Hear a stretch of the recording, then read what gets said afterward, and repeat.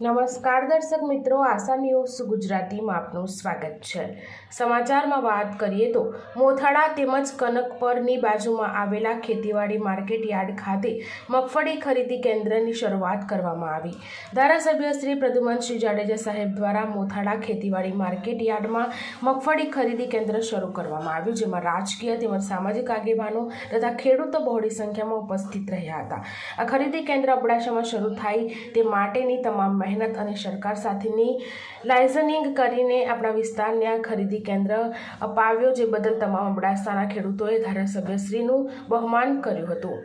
કાર્યક્રમનું સંચાલન અરવિંદભાઈ શાહે કર્યું હતું, તેમજ આભાર વિધિ ગોવિંદભાઈ ભાનુશાલીએ કરી હતી।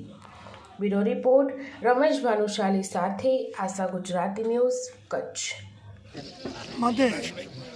ये खूब ज खेडूतों चिंता विषय હતો અને મગફળી સરકાર ખરીદી કરે એના માટે એ વાત હતી તો ખરીદીનો સરકારશ્રીએ મંજૂરી આપી દીધી છે અને આજે કનક પર અહીંયા એપીએમસીમાં આપણા ગોવિંદભાઈ અને અરવિંદભાઈ એ બે જવાબદાર વ્યક્તિ છે અને તમામ ખેડૂતો અને પાર્ટીના તમામ કાર્યકર્તા અત્યારે અમારા જયદીપસિંહ, દિનેશભાઈ, પક્ષના પ્રમુખ મહેશભાઈ અને બધા હાજર રહી અને એપીએમસીને આજે મુહૂર્ત કર્યું છે અને આજથી શરૂ કરવામાં આવ્યું છે, જેનાથી ખેડૂતને પૂણે 400 રૂપિયા 500 રૂપિયા જેવો એનો માલ એ પ્રમાણે મને એમને ફાયદો થવાનો છે।